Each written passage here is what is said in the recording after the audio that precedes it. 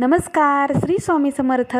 तर बघा, रोज मी तुमच्याशी देवपूजा शेअर करते, पण ती कशा पद्धतीनं करत असते ना, हे कधी शेअरच केलं नाही.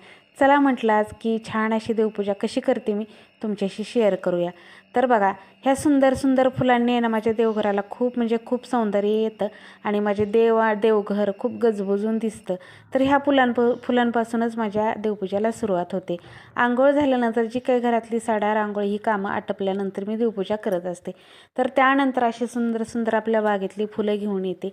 बघू शकताय बागेमध्ये ही फुलं आहेत म्हणून तर माझं देवघर एवढं गजबजून जाते. तर आज भरपूर अशी फुलं, रोजच फुलं येतात, तर तुमच्याशी शेअर करते. 20 ते 25 जास्वंदाची फुलं आता रोज निघायला लागलेली आहेत. ती वेगळ्या वेगळ्या प्रकारची आहेत. आता ही ताटभर फुलं आहेत ना, मी पहिली तर तोडून घेते आणि ही सगळी फुलं तोडून घेतल्यानंतर मग मी देवपूजाला स्टार्ट करत असते. कधी कधी देवपूजा करून आल्यानंतर फुलं तोडायला येत असते, कधी कधी अगोदरच तोडते. देवांना सगळ्या एक एक करून आंघोळ घालून पाटावरती ठेवते. सगळ्या देवांना अगोदर गंध लावून घेते आणि त्यानंतर अष्टगंध लावते. जी स्त्री देवता आहेत त्यांना हळदी कुंकू लावते, जे पुरुष देवता आहेत त्यांना अष्टगंध लावते आणि त्या अगोदर ही गंधगुळी आहे ना, तर ही गंधगुळी लावत असते. तर सगळ्या देवांना एक एक करून असं गंधगुळीतला टिपका लावून देते आणि त्यावर ते अष्टगंध लावत असते. त्यानंतर देवघरातला दिवा प्रज्वलित करून घेतला आणि आता देवांची पूजा.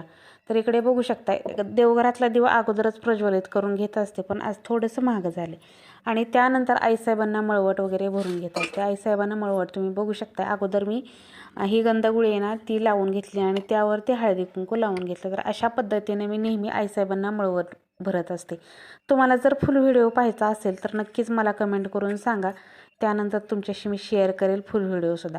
तर इकडे बघू शकता गंध सगळ्या देवांना लावून झालेला आहेत.